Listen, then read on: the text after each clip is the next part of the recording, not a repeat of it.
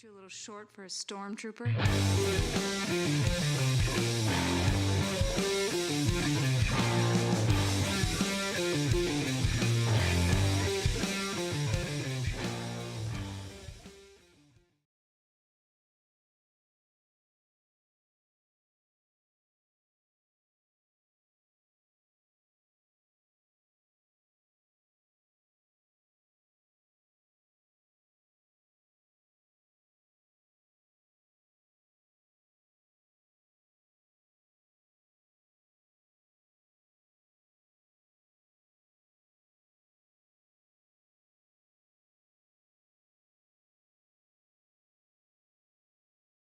If you're trying to watch us live on YouTube, Richard.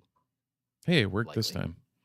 So we are now now we're audibly audible on on the interwebs. I knew something was up. You don't have the best poker face when it comes to. Oh, when it comes to tech stuff, I'm just like, things happening oh, while something I'm went talking. sideways. Yeah. Oh boy. Yeah. So I knew something was up. But anyway, here we are. Welcome. Another week of the Multiverse Report. Not a ton of major news this week that I found, at least, but we're going to cover what we're going to cover. And we're going to have some fun doing it. This podcast is brought to you by Funky Town Comics and Vinyl in the village of, in Camillus, New York. And then also in Cicero, New York. New location. New location is focused more on vinyl than it is comic, although it does sell both still. The quantities are flipped a little bit. Yeah, if you're in that neck of the woods for, your standard Wednesday routine, they're going to have all the new comics. They're going to have a couple of good collections. Actually did hear that they're getting a decent drop, decent comic drop coming up here. I believe next week or the week after. So specifically at the Cicero one? Specifically at the Cicero one. Okay. Well, if you haven't been down to the Camillus one in a week, they got some serious love with a beautiful Silver Age collection that came in. Like Iron Fist 14, the first Sabretooth, and a number of other number of other books from that era. A lot of Cap and Falcon, a lot of Iron Man. In that era, some Mighty Thor, Tales to Astonish, all sorts of crazy stuff. So awesome. The sounds great. You know how usually the wall book or the wall is like in flux as to whether there's books up there or not. Sure. It is full of wall book quality books. Wow. So I will have to go check it out. I have not been to either location. My week has been jam packed. Crazy, so I wasn't able really to get out to the Funky Town this week. The other thing I will say while we're in Plugville, something I said last week as well, that I will be vending at this year's Retro Game Con in Syracuse, New York, at the On Center. It's October 10th, 11th, and 12th, Friday, Saturday, and Sunday. 3 full days of Retro Game Con. I will be there selling comics. We'll have issue 1 of The Amazing Shakes, issue 1 of Crown of Bones, and confirmed issue 1 of my new book, I Brought a Gorilla to a Gunfight. The books are in. Just beyond my little setup here for recording, as the floor of my basement is just lined with copies of comics with Post-its on them of people I need to send them to. So I'll be getting those out the door this week, along with digital rewards and everything.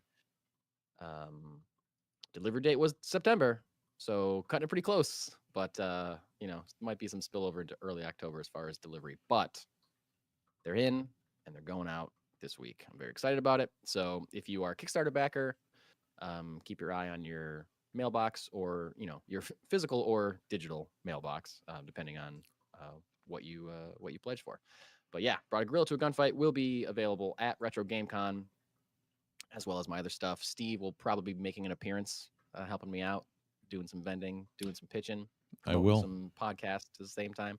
And also, artist on I Brought a Gorilla to a Gunfight, Matt Flint, will be set up at Retro Game Con as well, selling his prints and all that jazz. So, oh, yeah. Going to be a good time if you are into nerdy stuff, specifically retro video games, which is where the con gets its name. I think there's just enough crossover between comics and gamers that I was allowed space.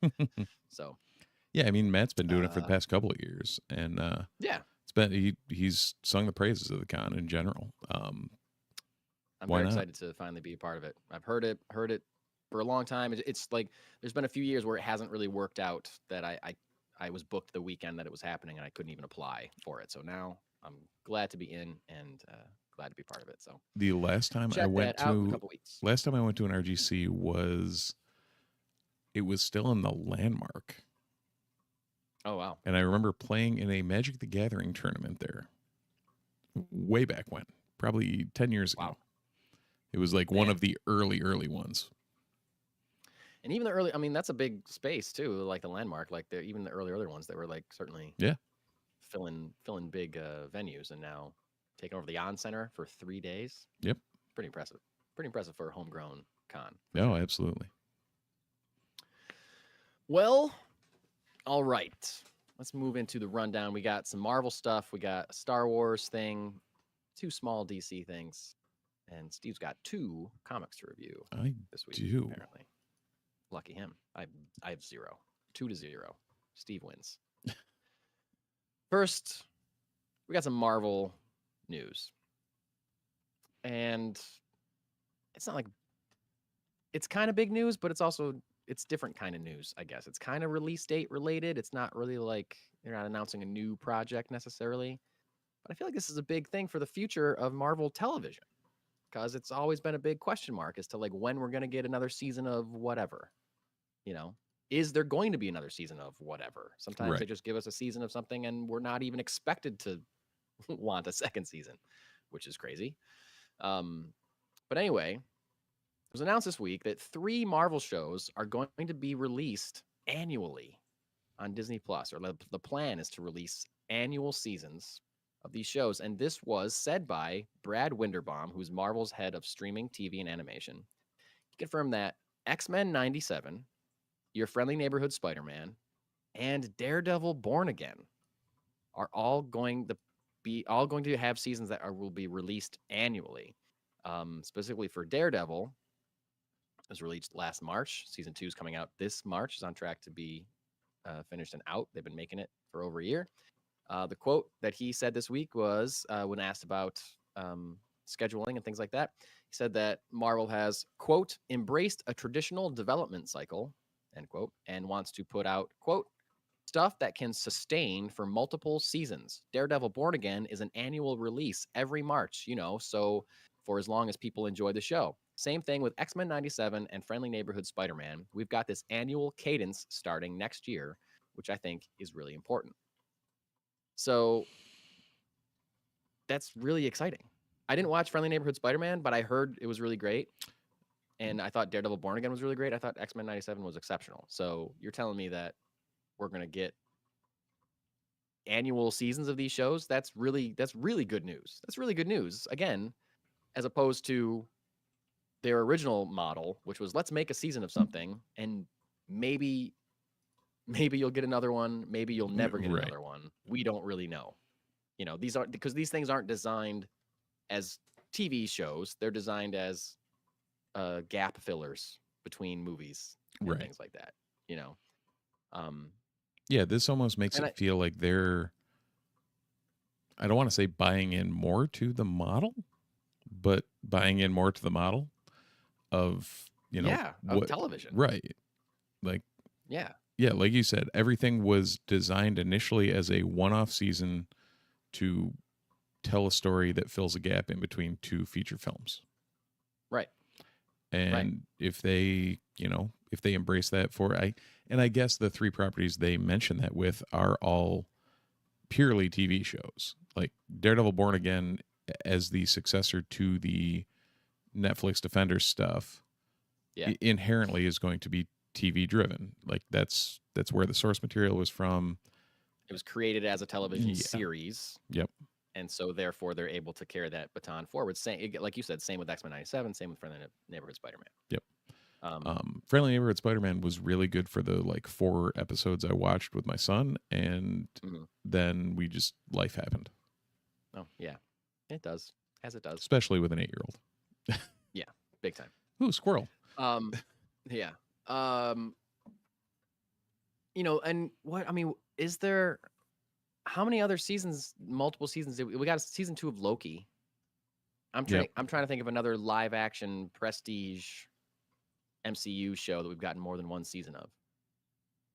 There's still There's chatter gotta be about. something we're forgetting.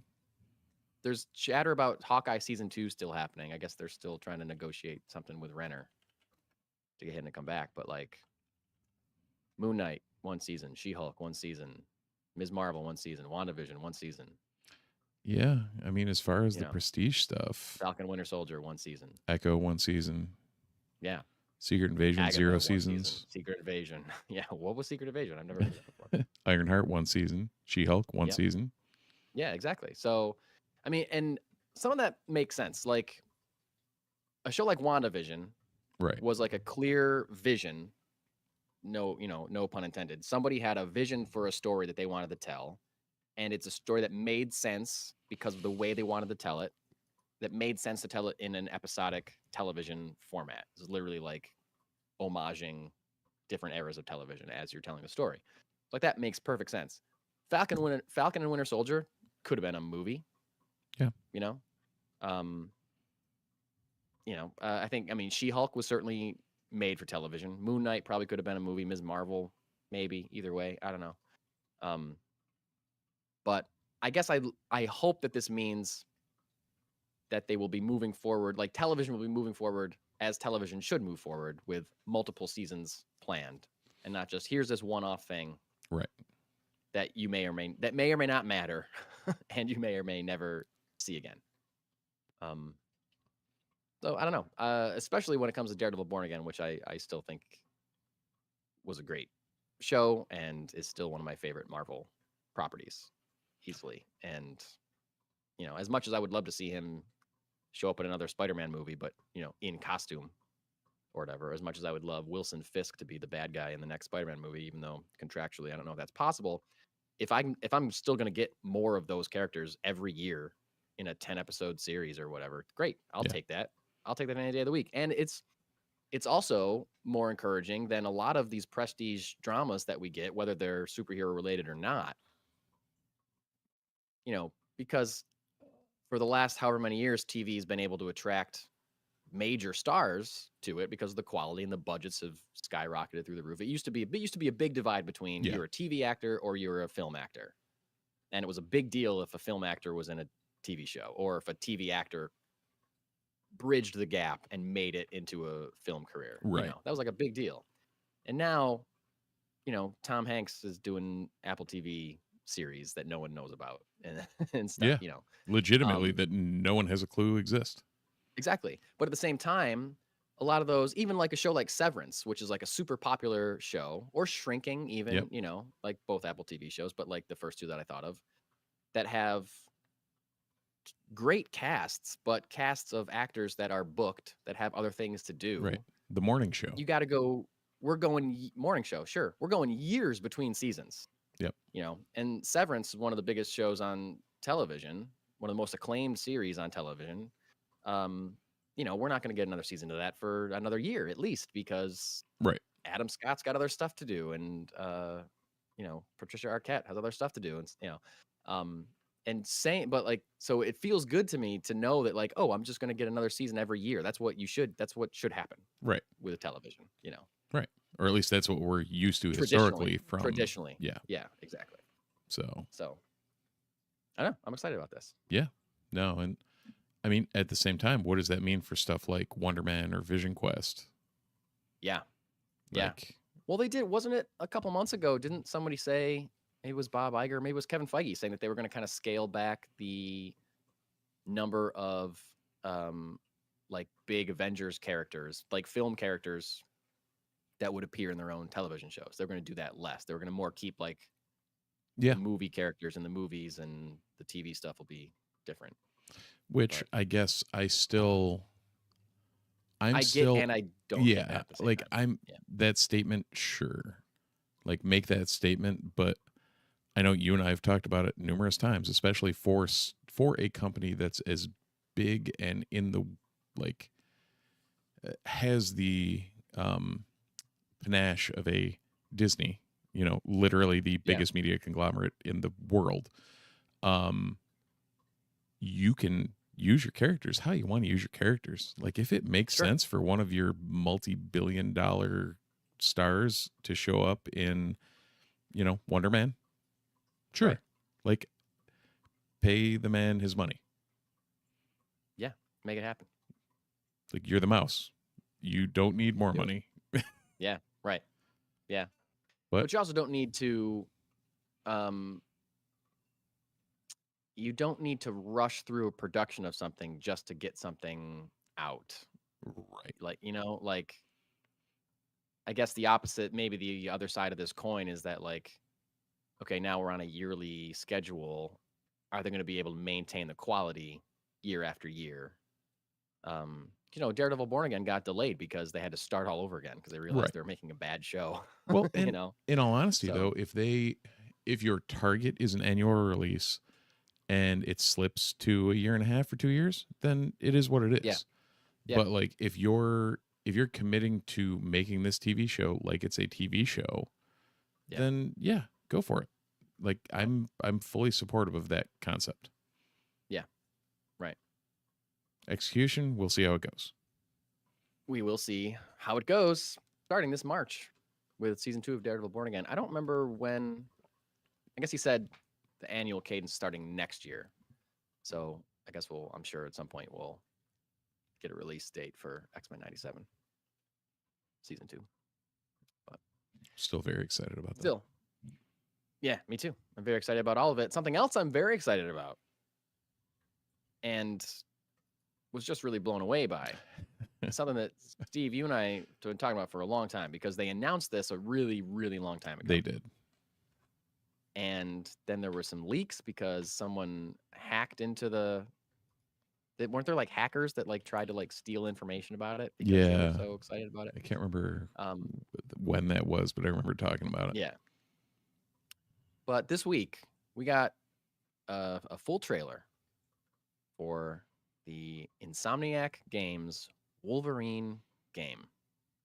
It's supposed to take place in the same universe as the Insomniac Spider-Man games. I doubt there'll be any kind of major crossing over or anything like that, but I know they've said that in the past. If we find Wolverine in New York City, we've got more problems than like if based on the gameplay. Right, well, yeah, more like Grand Theft Auto. I think. Yeah. I mean, even story-wise, like, yeah. Holy hell. Wolverine, go to Madripoor, sure, but like, sure. Like, don't go to the city. Like, there's enough people mountains. There. Right. Go hang out in Vancouver and North. Yeah. So we got a first look at this much anticipated title this week. It's they've said it's releasing fall 2026, about a year away from this game. And the biggest the word that jumps to my lips when I think about how to describe this trailer, number one word is violent. Yeah. Violent.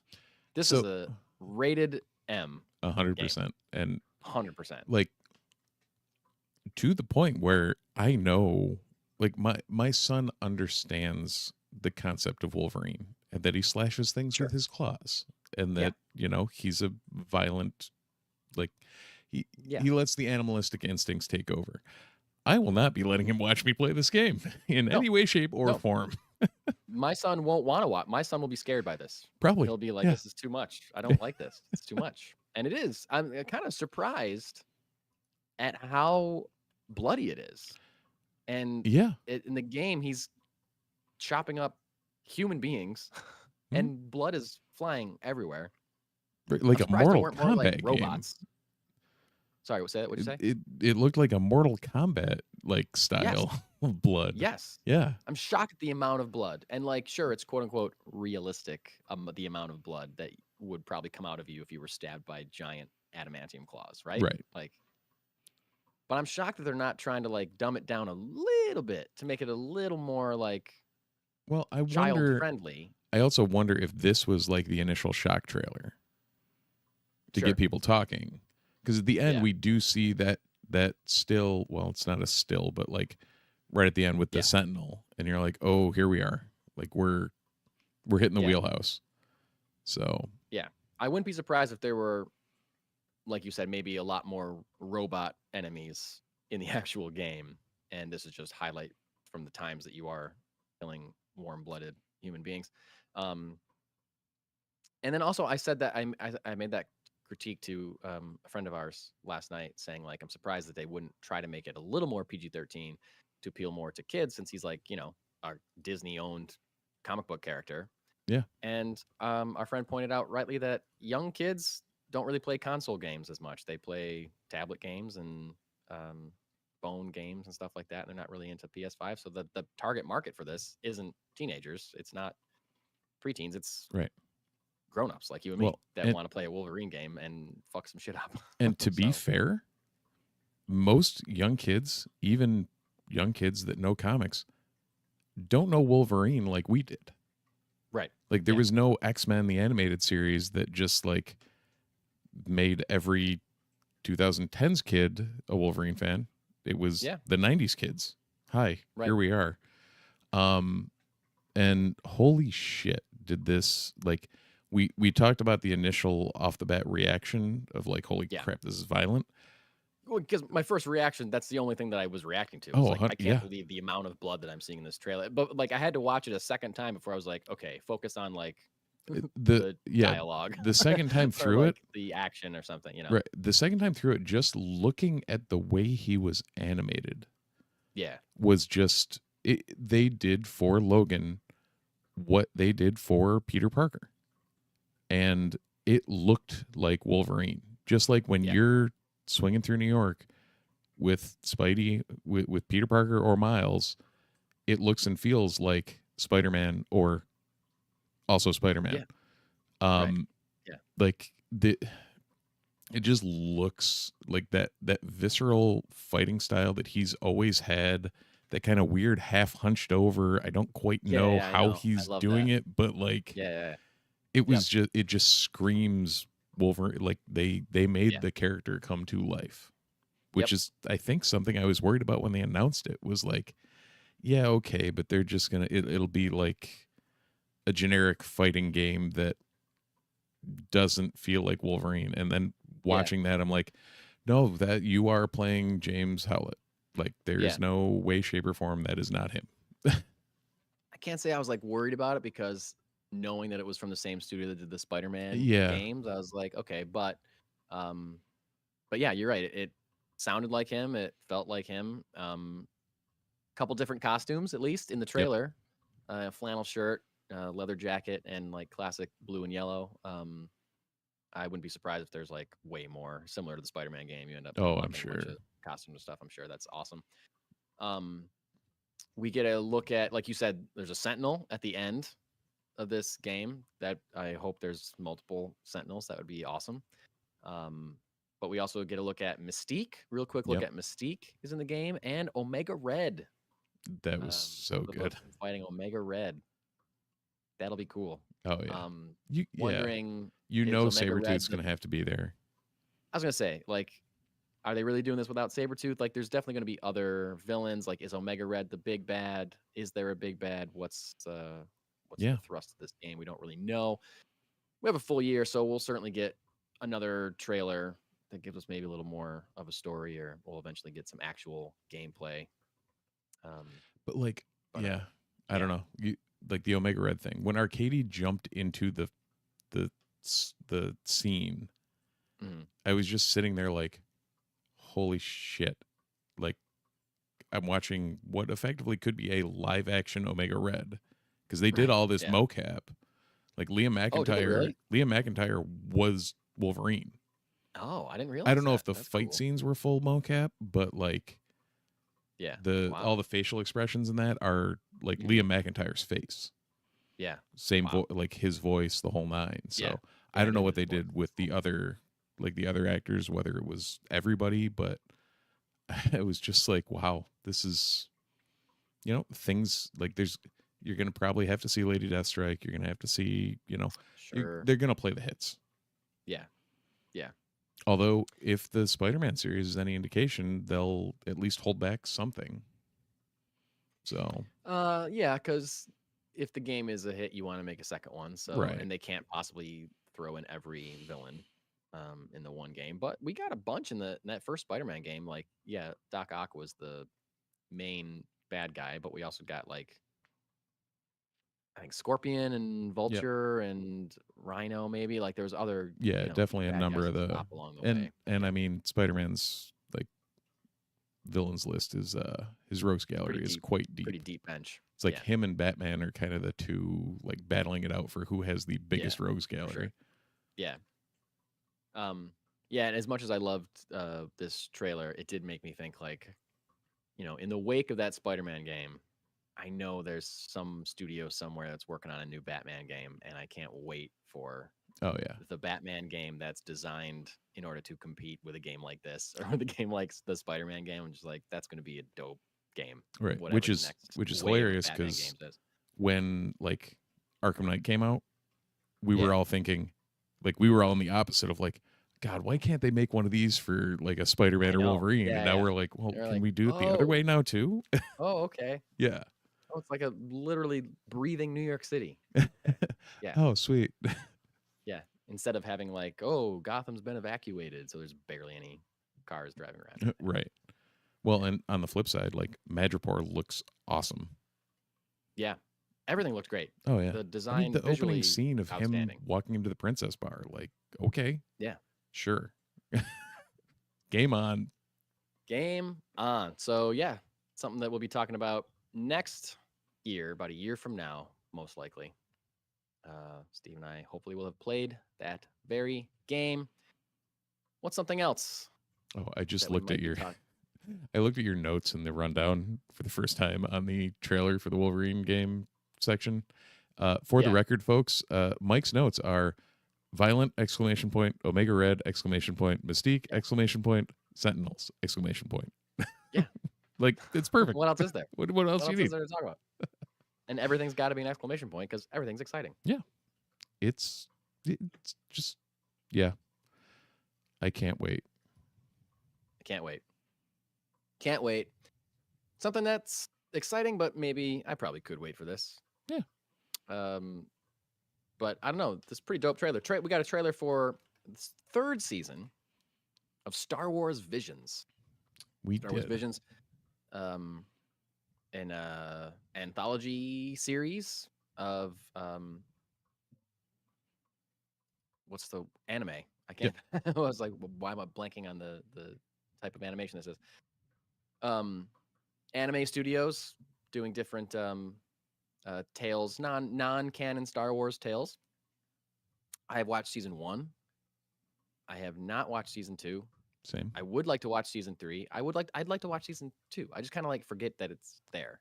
Same. And I feel like, Steve, I know we have the same conversation like every time Star Wars Visions comes up. Anime is not really our thing. Like we appreciate some of it, we don't appreciate some of it. Some of it's tougher for us to get through. Some of it really speaks to us. This season is the first time that they are returning to stories that we've seen in the previous 2 seasons. One of them being the first episode of the first season, which knocked us both out. Yeah. And it seems like they are returning to that in a big bad way, at least from a lot of different clips that looked like it was that same animation style featuring different characters and things. So I don't know. Are they returning to it for more than one episode? It seemed like they would be squeezing a lot into one episode, but I don't know. This had a lot of fun, cool looking visuals. There was some story that had giant AT-ATs like bursting up through the ice towards the end of it. It just looked cool as hell. Ships kind of like coming apart, and I don't know, like while they're flying. I just like the fact that it's not canon, and the fact that it's like an out there animation style, or the animation styles vary from episode to episode because they're different studios that are putting them together. But a lot of some of the animation styles are out there, or like really wild, or like things that you would not associate with Star Wars.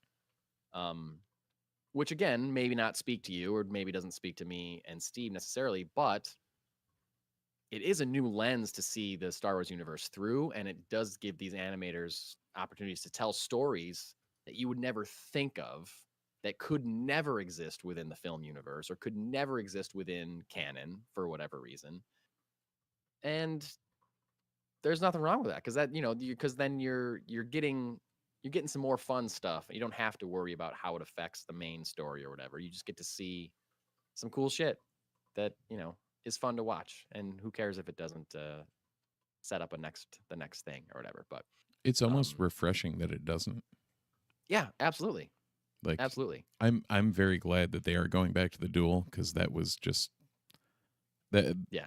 Of all of them in season 1, that grabbed me and I'm was gonna watch that great. again, I think. Oh yeah, Before this one. and I definitely am going to watch season 2 at some point. Like you said, Yeah. every time I'm like, I see it and I'm like, oh, I should. Nope, not going to happen now. Yeah, I know. Me too. Me too. I should watch that. No, never mind. I don't know why. I don't know what's wrong with me. Yeah, but they're going back to 3 from season 1. The Village Bride is being sequeled by The Lost Ones, which is going to be season 2 this go around, and then they're doing another sequel, or they're doing a sequel to The Ninth Jedi called The Ninth Jedi: Child of Hope. So, which was The Ninth Jedi? That was a season 1 episode. Yeah, it was a season 1 episode. What happened? Was that the one with the kyber crystals that sense what color they are based on what kind of person you are? Yeah. That was a cool one. There was a cool twist at the end of that one that I didn't really expect. That was a good one. The Ninth Jedi was really good. Have you seen that one? Do you know what I'm talking about? I don't want to ruin it. It's cool. It's a cool twist. I'm like reading the synopsis to see.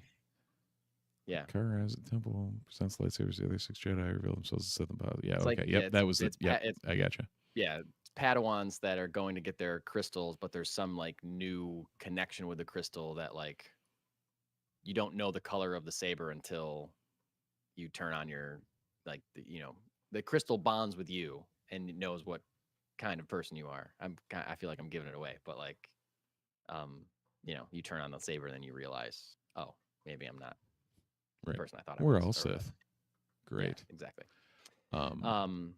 Yeah, so that's cool. Coming out October 29th. I certainly won't be watching it when it comes out because that is so deep into spooky season. I'm not watching anything other than something scary on October 29th. Well, it's 2 days away. You can watch Werewolf by Night that night.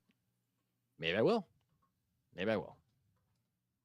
Definitely becoming an annual Halloween rewatch for me. Werewolf by Night. It's still really goddamn good. Although I can say I still have not watched the color version. I don't think I have no desire to watch the color version. I almost want to for posterity's sake, but also when you say that kind of makes me think I want to also, but there's no way that it's going to be as good. I almost want to watch just the last scene just so I can see the colored man thing. That's true. Well, the end of the real one becomes color at the end. Does it? The black and white one fades to color at the very end. Huh. Yes. So you get to see Man Thing in color at the end. He looks great. Looks really good. I mean, I saw it 2 years ago, or whenever the hell. I didn't watch it last year. Yeah. The reason I would like to watch the colored version, I guess, now that I'm thinking about it, is that it's really bloody. And so I'd be interested to see like the difference in, and it's kind of like Alfred Hitchcock made Psycho in black and white because he knew that if he made it in color, they wouldn't let him release it because it would be too bloody of a movie. But if it's black and white, it's not as visceral. It's not it's not bright red or whatever. Yep. And I think that's why Werewolf by Night got away with doing what it did as well. Yeah, because it was definitely it was in the vein of that Wolverine trailer. Yeah. But black and white, so it doesn't hit as hard. So now I'm kind of thinking maybe I should watch it in color just to experience how gory it actually looks when it's in full color. We'll see. But speaking of yeah. Sorry, I looked up the still of Man Thing and I remember watching that now. Yeah. And he looks great. Sorry, Ted. Ted, that's right. Some good effects on that character for sure. Another dark comic book character in a series that you probably shouldn't show your kids. This is got an update on season 2 of Batman Caped Crusader, a show that I was incredibly excited about before it came out, that I watched and loved every episode of, and then I kind of forgot that it happened. Yeah, because it was a while ago, and it's on Amazon Prime, which is something I don't really ever see advertising for, ever. If it was on HBO Max, still something I probably would have seen. But, I don't watch stuff on Prime too often. I'm not really into Prime original. Does Prime have original programming? What do they Rings of even do? They just Power. have... Oh, Rings of Power. That's the only thing I watch about on it, Prime. That's I not, think. an occasional movie. For the record, Anyway. this thing is awesome. Isn't it awesome? Like Steve, just for the the heft listener, of it. Steve's holding up his Yub Nub cup that he got from Galaxy's Edge in Disney World, a cup that I have. I also have. It's great. Yeah, I don't know. It just feels good. Yeah, it's like a good weight. It makes sense. Yeah, the heft is good. The texture is nice. Like, yeah, just a good cup.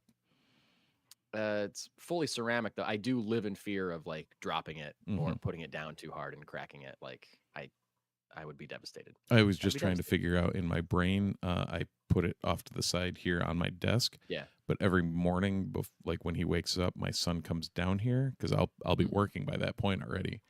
Right. So he'll come down here to say hi and whatnot, and I'm like, how do I put this in a place where he's not gonna grab it? Check it somewhere. Mm-hmm. Yeah. Yep, I get you.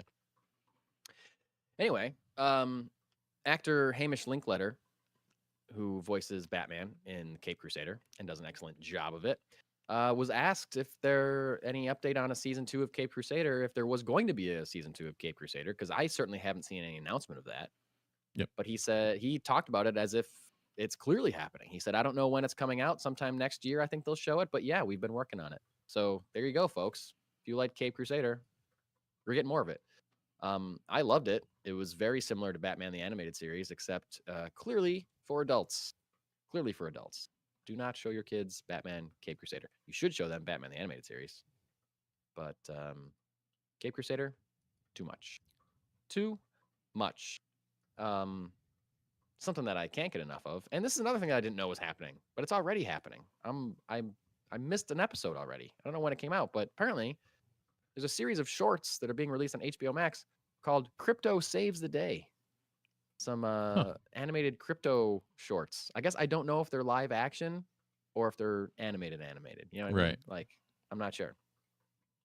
But apparently there's already one episode out. There's a 4-part miniseries. The next one's coming out on October 1st. It's like a Halloween-themed episode.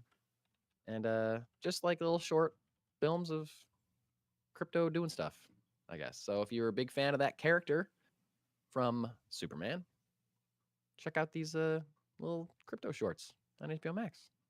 Pretty cool. I haven't seen them at all, but I'm going to go looking for them. Oh, Steve, while we're in the DC realm, before we get to the end of the show, are you caught up on Peacemaker? We have one episode to go. We are one behind the. Okay. I know the twist. Okay. Yeah. Oh. I got interneted. Yeah. Yeah. Huge twist. So we won't talk about Peacemaker this week. Huge twist in this episode, the 6th episode of Peacemaker. And also a huge cameo. Did you hear about the cameo? No, I did not. Okay. Big cameo. Nice. Not one that I expected. One that was very fitting to the story, I will say. All right. And James Gunn has said that Peacemaker season 2 directly sets up Man of Tomorrow. And I'm starting to see how that is possible based on this episode. All right. Yeah. It was really funny. It was really wild. And yeah, big twist and big cameo. I can say in the completely non-spoiler end of things, the first episode, I was all in. Second episode, kind of little setup type stuff, didn't quite get me there. Okay. And then I think we saw episode 3, which was like, okay, it's good. And then last night we did 4 and 5. Yeah. And I was like, yep, they're back to pumping on all cylinders. Well, see, I liked episode 5. By episode 5, I turned to my wife and I was like, this is good. It's just, this is really good, but it's not as good as season 1. No, oh yeah, and that's 100%. Unfair to say because season 1 is like an absolute tight-knit, perfect season of television. Yeah. Season 1 is incredible. And season 2 is very, very, very, very good, but it's just not as good as season 1. But season 1 is exceptional. So it's season 2. I wonder. It's a high bar. See, and this is the thing in the modern age. Season 2, I feel like would have benefited from binging rather than episodic. Like, You I think feel so? like there's Season some through lines in there, because I think it's well established on this podcast. I can't stand binging a TV show. I Yeah. even hate when I get behind a week on a show. two? Right. But like, there's some through lines where I'm like, maybe that. Like, when I watched 4 and 5 back to back, I was like all in and ready to Right, watch 6, and then my wife had to go to Yeah. sleep, so I was like, Okay. well, Yeah. shit. But yeah, in general, it's just a good episode or good season of TV. It's great. Episode 6, I'll say, also had some, I thought, tremendous acting from Jennifer Holland. Okay, as because Amelia episode Parker. 5 definitely did too. Yes, it did. So. Yeah, she's a real standout this season. I think. Like, Yes. her acting ability is really showing through. And I blew my wife's mind by letting her know that she's married to James Gunn. Married James Gunn. Yep, So, James Gunn, lucky man, I will say. oh, hey, Richard's in the chat. Richard, welcome to the chat, my friend. You're just in time for Steve Haller to review not 1, but 2 comic books. What you got, Steve? Well, the first one off the bat that I have is I'm vamping on it because I. Oh, never mind. Fill some time. It was actually they actually have it on the cover. The Twilight Zone blanks, Ooh, cool. which is a first issue. I don't know if it's a one shot or if they're continuing. I think they're doing a continuing Twilight Zone series. That's awesome. I didn't realize that. Yeah, so number 1 is blanks. As you can see by the cover itself, people with blank faces. Mhm. Why are we camera? Damn it. Basically, the premise is a multi-billionaire is funding research on the standard search for longevity. Sure. So he undergoes a procedure. Twilight Zone-y things happen. Very, very fitting. Like, it felt like a Twilight Zone story, which, I mean, anyone who's familiar with the Twilight Zone knows what I'm talking about with that. Like, there's there's a formulaic way the Twilight Zone always does things. Yeah. And it always works well. And it's just, it's that hallmark of that series. Awesome. That's really cool. This felt very much like that. The art is all done in black and white. So It feels like you're watching the original series. That's cool. Yep, exactly. Well, that's really gorgeous art, though. That looks. It great. is. It was like, at first I saw it and I'm like, I don't know, like, because you open with this and I'm like, I wonder how the black and white's gonna work, or the style. Like, you can see the stylistic on the faces, and I'm like, I don't know. And as I read it, I'm like, this really fits perfectly for what the story is. Yeah. Nice use of the black and white medium to tell the story too. Like, they definitely play off that a couple of different points. When you find the standard twist, it's like, okay, this makes sense. And then there's the standard Twilight Zone moral, like, Sure. There's a reason that it all kind of comes together. Overall, I went in with, I don't want to say zero expectations, but like, when I grab a Twilight Zone comic, I'm not thinking, oh, this is going to be a banger. Right. You're not thinking it's a banger, but you have certain expectations set by previous the media. Twilight Zone. Yeah. Yeah. Exactly. Yeah. You're like, there's going to be a twist. There's going to be a sci-fi element. Like, you expect certain things, and as long as they deliver on those things in a well-told story, then you get what you want. You get what you're looking for. Right? So this, I would be remiss to not mention the creative team. This was Dan Waters writing it, who did Batman Dark Patterns. I don't know if you read that. I haven't, but I've heard it's good. Artist Morgan Beam, who did Swamp Thing Twin Branches. Oh, I read that. That's great. Okay, So cool. So they're the creative team on it, and I would definitely recommend picking it up It was a good read, and if you have any interest in the Twilight Zone or anything in that genre, like it's worth a read. Cool. And it's just one story. I'm assuming it's an anthology. Yeah, I'd kinda assume like the they're Twilight Zone. It's just gonna right. be They're one just story. episodic. Yeah. Awesome. So That's cool. yeah, this was Yeah. one encapsulated story. One thing I did notice, they do have a preview for what was it? Two things I needed to mention to you. A sneak peek for the Return to Sleepy Hollow #1.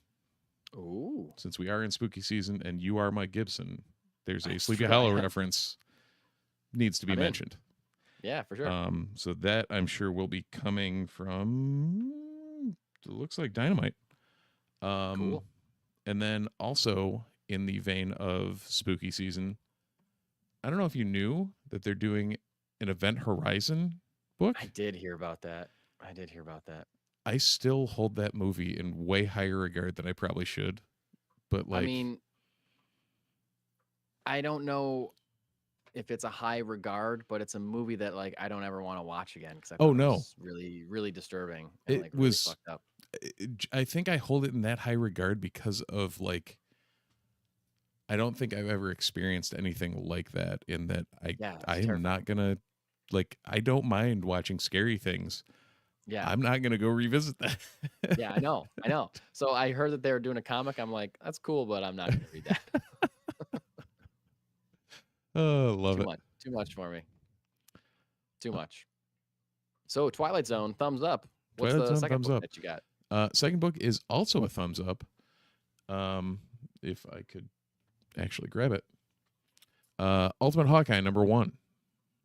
So I didn't know they were doing Ultimate Hawkeye. That's cool. They are, and with a non-binary Native American archer as cool. taking up the mantle of Hawkeye. So wait, they haven't. This is the first time in a long time that they've released a new Ultimate book. Are they doing a new like slew of Ultimate books? So I feel like it's been a minute since they've announced a new character. I think it's the first. Like he got they got introduced in the Ultimates. Okay. In Denny Camp's run there. Sure.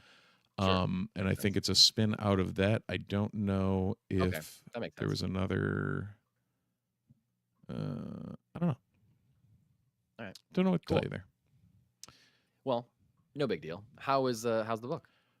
Quite good, actually. Okay. I like the characterization they've used for Charlie. Charlie Ramsey is a member of the Lakota Nation who found gear intended for Clint Barton, becoming the world's Hawkeye, or their world's Hawkeye. So anyone who's followed some of the Ultimate stuff and this iteration of the Ultimate stuff, the protagonists have been dropping off, Ironlight's been dropping off different pieces of gear for like letting Peter Parker know, like dropping the spider off for Peter and whatnot. So apparently the drop for Clint ended up going to Charlie Ramsey. So they are now Hawkeye. And there's a twist in this one that is fitting and quite creative, based on who that gear was supposed to be going to. So I don't know. Again, it's I always am like, how do I say something without spoiling something? Yeah, I know. But no, the premise of the character is, disrupting Roxxon effectively is their mission. So going against the big bad corporation, and this leads to a capture, and then crazy things ensue, including said twist. It's I would 100% say this one's a grab too. Awesome. So Sounds 2 good. for 2 on reviews today. Cool. I wouldn't, if we're going out of 5 stars, I would say like a solid 4, actually, for both of them. Like, all right, cool. Hawkeye, it's got me interested enough to maybe grab the next one. I don't know. Yeah, awesome. So that's that. Good to hear. Twilight Zone, Hawkeye. Sorry, Ultimate Hawkeye. Check them out. Are those books that came out last week? Those both they came are out last coming week. Okay, so they're on newsstands right now at your local comic book store. This week at your local comic book store, you may find the following books from DC in their Absolute line: Absolute Evil, number 1. Yeah. Absolute Green Lantern, number 7. Absolute Superman, number 12. Adventures of Superman, Book of L, number 2. Amazing Spider-Man, number 13. Archie's Halloween Spectacular, number 1. Batgirl, number 12. Batman, number 2. New Matt Fraction Batman run. Birds of Prey, number 26. Cruel Universe, number 3. DC's Satanic Panic, number 1. That's their, I believe, their Halloween anthology book. Deadpool Wolverine, number 10. Department of Truth, issue 0. Good Devils Don't Play Fair with Evil, number 1. New Image book this week. Gunpowder Prophets, number 1. Justice Society of America, number 12. New Avengers, number 5. Poison Ivy, 37. Rat City, number 18. Red Hulk, number 9. Something is Killing the Children, number 44. Sonya Reborn, Red Sonya book, number 2. Spider-Man Noir, number 1. New number 1 for Spider-Man Noir. And for the upcoming Amazon Prime series. Star Wars, number 6. Teen Titans Go, number 8. Thundercats, number 19. Ultimate Wolverine, number 10. Ultimate X-Men, number 20. The Umbrella Academy, Plan B, number 3. White Tiger Reborn, number 1. Venom 250. X-Men Age of Revelation Overture, number 1. And X-Men The Undertow, number 1. Those books and many more, maybe in your local comic book store this week. My pull, I'm getting Batman number 2, I'm getting Birds of Prey, and I'm getting Poison Ivy. Big pull week for you. It is a big pull week for me. Will I pick up Absolute Evil? Possibly. Because I don't know what it is. It seems like, based on the cover that I saw, it seems like a Legion of Doom thing or a team up of bad guys. Yeah, so this is apparently the 1-year anniversary of the Absolute Universe launching. And Sure, in Absolute doing so, Batman. they're pivoting to the Absolute Evil. Okay. All right. We shall see. I don't even know. I'm going to grab the Batman number 2 because Batman 1 had me. Yeah, like Batman is back on my pull list. After that first fraction. Yeah, big time. I think it's going on my pull list if Batman 2 holds up to what 1 did. Yeah, and also like as wonkily as it's been received, I don't want to miss Hush Volume 2 whenever that comes back. They're not done with it yet, but there's going to be a delay. But I think it's just under Batman, so I'm just like, well, if I put Batman on my list, I'll get both the cool new run and also I won't miss Hush. Yeah, so I read Hush issue 1 and that was it. Yeah, that's the best one I think so far. It's like the original. Have you read the original? I'm Hush about 3/4 story? of the way through. Okay. Each issue of that is like dedicated to a specific, either a specific villain, right, or a specific vibe or feeling or fear or like something. It's like each issue has like a theme, right. And Hush 2 is like you're just cramming so much stuff into every issue. It's just like it's moving way too fast, and kind of also doing things that have been done before. So I don't know. It's just I want to know how it ends, but I don't have a ton of hope for it. Yeah. I am also a sucker for their for DC's like holiday anthologies, but so it'd be hard for me not to pick up that Satanic Panic. We'll see if I make it out. It's just a killer name. Yeah, it's a good one. It's a good pun. Good pun. For anyone who didn't see it, apparently all of your favorite superhero movies are streaming now. So, what do you mean by that? Superman is now on HBO Max. Oh yeah. Yep. And when is Fantastic Four? Yeah, I know the movie. You can purchase it now, but I don't know when it's on the Disney Plus. Yeah, I've got the Blu-ray of Superman, and it's on HBO Max. I haven't watched it yet. I don't know why. I probably should just throw it on. I actually almost bought the Blu-ray the other day, and then I realized that I don't know if I need to buy a new Blu-ray player first. Well, what I should have done and what I will do in the future if I ever buy a game console again will be to get the one with the disc, because I was like, oh, this digital will be great. Like I can, I save $100, blah blah blah. I'm like, I just wish I had the. Every once in a while, you just need a disc. Yeah. Yep. I know. Yep.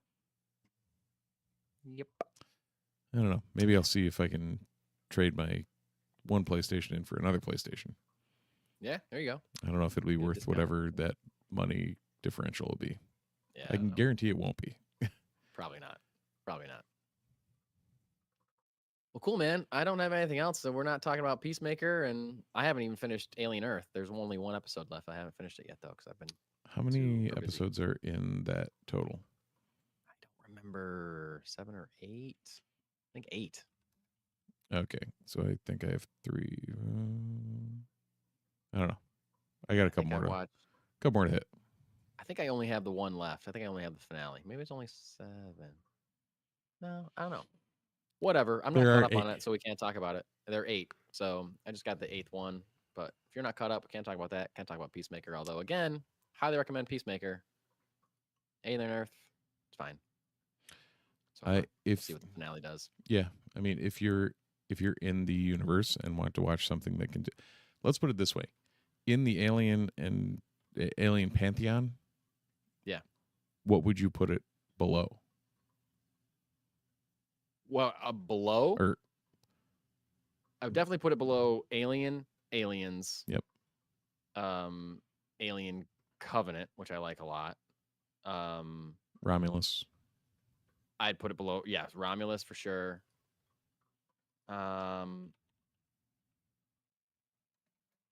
This is going to be controversial, I think, probably.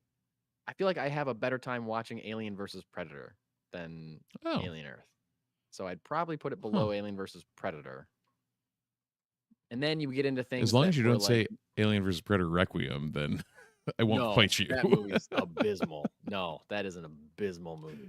Oh, that was a new definition of bad. Then I'd probably put Alien Earth there, because then you get into things that like maybe I like parts of them, but other parts of them really make me angry, or I just don't like Prometheus is like a very divisive movie just for me. Like sometimes I'm like, this is great, and sometimes I'm like, why are these people doing this? This makes no sense. I don't, I liked it. I liked it a lot more the last time I watched it. Oh yeah. But the time before that, I had a lot of the visceral, like what you're talking about. I'm like, why? Yeah. Why is this happening? There's there's a whole team of scientists in that movie. It's hard for me to believe that any of them are capable. Yeah. Like scientists and like good at their jobs. They all just seem like they hate being on a remote planet. They hate that they just found evidence of like the creation of humanity. They're like all butthurt about having to like work on this like incredible scientific discovery. I'm like, why are you so mad about this? Yep. You should be loving every second of this. And then a bunch of other stuff. So I'd probably put it I'd hover Alien Earth around Alien versus Predator, which for me is probably a lot higher than a lot of people would put it on their own. But I don't it's about in that same spot. I would have almost verbatim outside of the Alien versus Predator thing, right where I would have thrown it. Like and there's people that really love Alien 3. Like Alien 3. There's like things I like about it, things that I really don't like about it. So like how mixed bag. How does David Fincher go from that to David Fincher? Oh, well, he took his name off that movie and he won't talk about it. Like that was even though that was his directorial debut, right? It was a directorial debut, and it was studio pressure that made him compromise his own vision, and he hated it. Yeah. But speaking of that, you know what I just did watch this past week for the first time in a long time? 7. I was just gonna say I really need to rewatch that. Does it hold up? Oh yeah. Still. Oh yeah. Yeah. Despite the fact that you have to look at Kevin Spacey's face, who we now know is monster. Other than that, and despite him being a monster, he's very good in the movie 7. If you can separate the art from the artist, he in general is a good actor. He is a giant douche. Yeah, he's great. Yeah. But he's a good actor. Yes. That cast is like I always forget about that. Like Pitt, Freeman, Paltrow, Richard Roundtree, Gwyneth Arlie Ermey, Fucking Paltrow is in yeah, that movie. Yes, Spacey, and like John C. McGinley. Like what? yeah, yeah. It's wild. It's wild.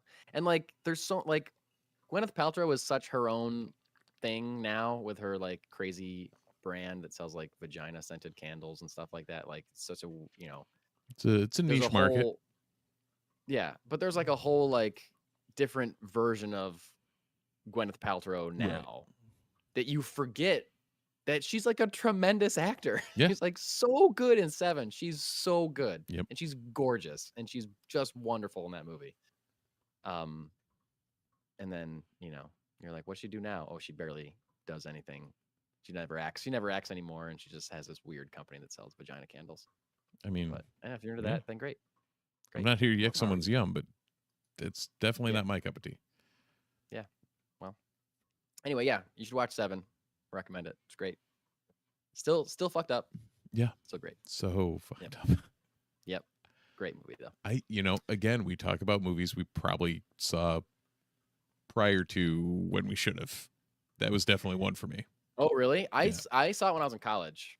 I didn't see it till so I was like I was age appropriate. So to see my it. But it was like the cousin- first movie that like I felt that disturbed me. I Okay, think. That yeah. like I went to bed being like, oh my God, I can't.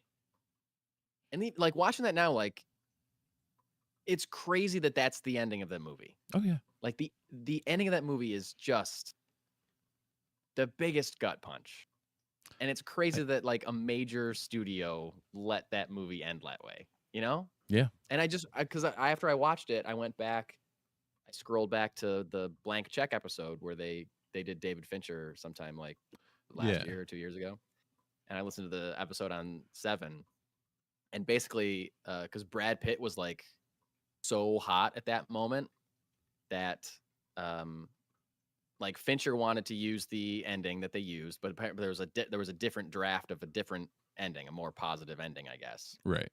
And Fincher wanted the ending that they got, but the studio originally told him, no, you can't do that. But then Brad Pitt, when he read the script, he said, I'll do it if we can do Fincher's ending. If we can't, then I'm not going to do it. And the studio was like, okay, yeah, we'll do anything to get Brad Pitt in this movie. Right. So yeah, that's so that Yeah, because that was like 95 would have been like Brad Pitt on the 95. It's 95. crazy. That movie's old. Yeah. So like, yeah, that was like him on the hot, like he was becoming the thing. It was right at the moment when he decided to like stop doing pretty boy hunky romantic roles and start doing like weird out there Brad Pitt stuff. Yeah, which is kind of what really it was A River Runs Through It and Legends of the Fall, and then Interview with a Vampire, Interview with a Vampire, Seven, exactly, Fight Club, and then Snatch. Like, yeah, he had a stretch of weird. It's the beginning of weird Brad Pitt. Oh, 100%. Yep, like 12 Monkeys was right around that time. Uh-huh. I think. Yep. Yeah, 12 Monkeys was 95 as well. Yeah, same year. Crazy. Wow, we got those. You know what else? Fifth Element was right around there too. Oh, that was just a weird ass year for movies. I should see that movie again because I didn't see that until way after. I did not see that when that was out. I saw it way after the fact, and it knocked me out then. But I should see it again now, I think. Both sides of my family, all my cousins are about 10 years older than me. So like that's how I ended up seeing this way before I should. Like I was just at my aunt's house and threw something on, and I was like, oh boy. Yeah. This is man. This is a movie. Yeah. Yeah. And the reason I watched Seven, confessional, is because I again watched The Batman, a movie I'm addicted to. You have a problem, Mike. We might need an intervention for you and Robert Pattinson's Batman. It's really bad.